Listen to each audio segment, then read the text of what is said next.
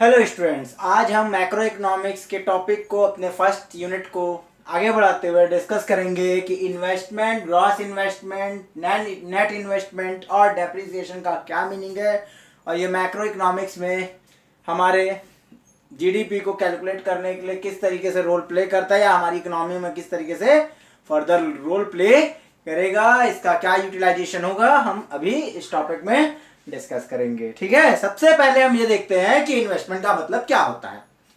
Investment और economics terms में या मैक्रो इकोनॉमिक्स टर्म्स में इन्वेस्टमेंट का मतलब क्या है और कैपिटल फॉर्मेशन हम किसको कहते हैं। ठीक है, इन्वेस्टमेंट और कैपिटल फॉर्मेशन का मतलब सेम है। यहां पर इन्वेस्टमेंट और कैपिटल फॉर्मेशन जो मीनिंग है, इसका मतलब है कि इन्वेस्टमेंट को हम किस लिए यूटिलाइज कर रहे हैं, कैपिटल फॉर्मेशन के लिए यूटिलाइज कर रहे हैं। इट मीन्स और refers to increase in the stock of capital in an economy. It means क्या मतलब है इसका, आप किस चीज को बढ़ा रहे हैं, कैपिटल के स्टॉक को इकोनॉमी में बढ़ाने का काम कर रहे हैं इन्वेस्टमेंट करके। इन्वेस्टमेंट का मतलब क्या है कि कैपिटल स्टॉक को बढ़ाना इकोनॉमी में through fixed capital formation and inventory investment. क्या करके, किस तरीके से आप इसको इंक्रीज कर सकते हैं, या तो आप फिक्स्ड कैपिटल में इन्वेस्ट कर सकते हैं, दूसरी चीज जो भी स्टॉक आपके पास अवेलेबल है किसका, इन्वेंट्री का, that is also included in investment. किसके पॉइंट ऑफ व्यू से, किसके टर्म से, प्रोड्यूसर के पॉइंट ऑफ व्यू से। जो भी स्टॉक आपके पास अवेलेबल है, चाहे वो रॉ मटेरियल का हो, चाहे वो सेमी फिनिश गुड्स का हो या फिनिश गुड्स का हो, एंड ऑफ द ईयर या अकाउंटिंग पीरियड के एंड में जो भी स्टॉक ड्यूरिंग द ईयर आपके पास अवेलेबल होगा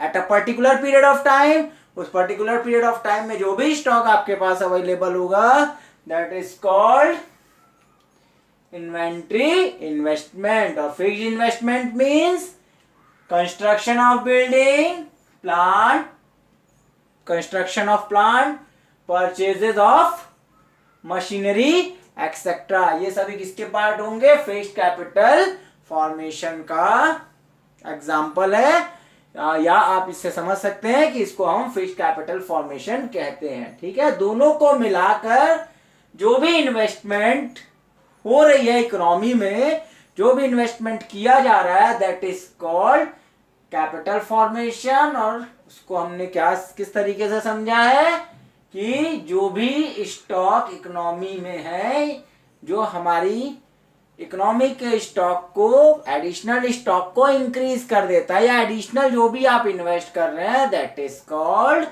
कैपिटल फॉर्मेशन और इन्वेस्टमेंट। Is it clear?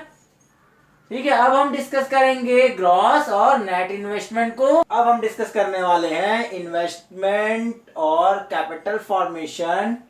ठीक है, क्या है, कितने टाइप्स का होता है, तो it is divided into two part, gross investment और नेट इन्वेस्टमेंट। ये ग्रॉस इन्वेस्टमेंट का मतलब होता है कि it's refers to addition to the stock of capital before charging depreciation on capital stock.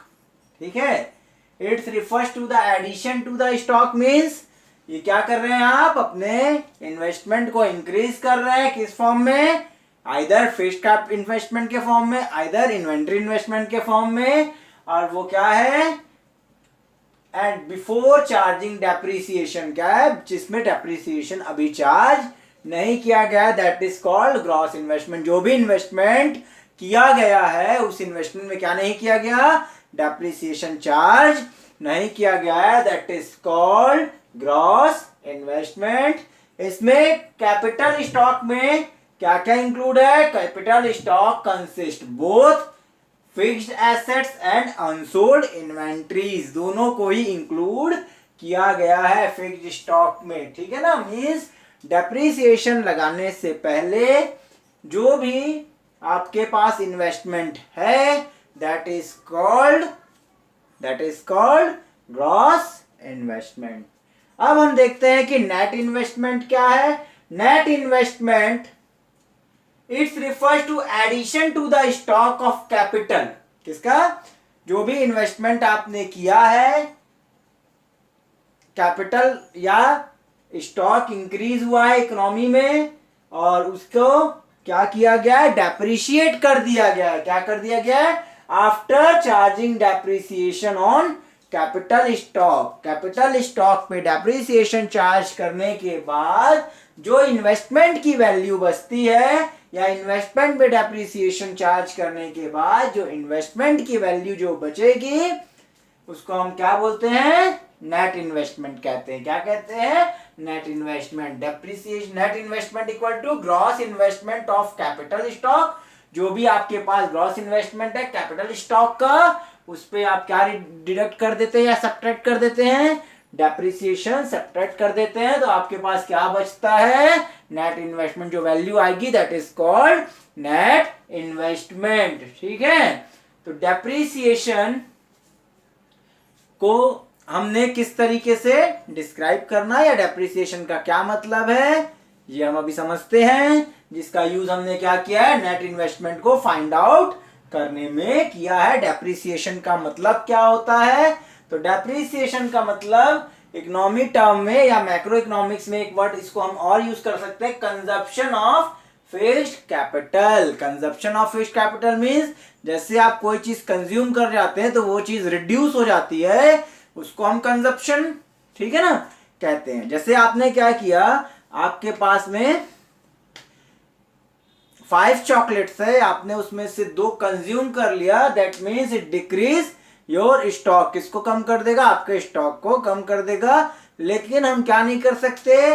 Fixed assets को हम कंज्यूम नहीं कर सकते खाकर, है ना, ईटिंग से हम उसको कंज्यूम नहीं कर सकते, हम उसका यूज करके उसको कंज्यूम करते हैं। क्या करके? यूज करके उसको कंज्यूम करते हैं। दैट मीन्स डेप्रिसिएशन का मतलब है डिक्रीज और continuous fall in the value of fixed assets. क्या है? डिक्रीज, क्या होना? वैल्यू कम हो जाना या डिक्लाइन हो जाना। किसके कारण? Continuous fall in the value of fixed assets. किसकी वैल्यू कम हो रही है? फिक्स्ड एसेट्स की वैल्यू कम हो जाना due to wear and tear. किसके कारण? Wear and tear. बार बार आप उसका इस्तेमाल कर रहे हैं तो वो घिस जाएगी उसका, ठीक है, वो उस लायक नहीं रहेगी। जैसे मशीन्स है, मशीन में बहुत सारे पार्ट्स होते हैं, उनको कंटिन्यू रन करने से मशीन की एफिशिएंसी क्या हो जाती है? कम हो जाती है, ठीक है, तो उसको रिप्लेस करना पड़ता है हमको, उसके कारण उसकी वैल्यू कम हो जाती है। पैसेज ऑफ टाइम, एक्सीडेंट और obsolence, obsolescence. Obsolescence means change in technology. क्या हो जाना? टेक्नोलॉजी में चेंजेस आने के कारण भी क्या हो जाता है? डेप्रिसिएशन लगाया जाता है। सपोज आपके पास अभी जो भी मोबाइल हैंडसेट है वो पुराना है या जो भी वर्जन है अभी है, लेटेस्ट आपने परचेज किया, किसके कारण? पुराने मोबाइल के कारण। क्यों किया? क्योंकि वो अपडेट नहीं हो पा रहा है या उसकी टेक्नोलॉजी पुरानी हो गई है, तो आपको वो सेम वैल्यू नहीं मिलेगी जिसमें आपने उसको पहले खरीदा था। दैट मीन्स आपका वैल्यू जो एसेट्स है, जो मोबाइल फोन है, आप उसको क्या कर रहे थे? डेली कंज्यूम कर रहे थे, डेली उसका इस्तेमाल कर रहे थे, तो उसकी वैल्यू क्या हो गई है? अब डिक्रीज हो गई है, ठीक है ना। तो फिक्स्ड एसेट्स का मतलब क्या है? डिक्रीज और continuous fall in value of fixed assets due to wear and tear, passage of time और obsolescence means change in technology is called depreciation और consumption of fixed capital. Net investment कैसे हम find out करते हैं? Gross investment minus depreciation. अगर इसी को हम रिवर्स वापस जाए तो क्या मिलेगा आपको? Gross investment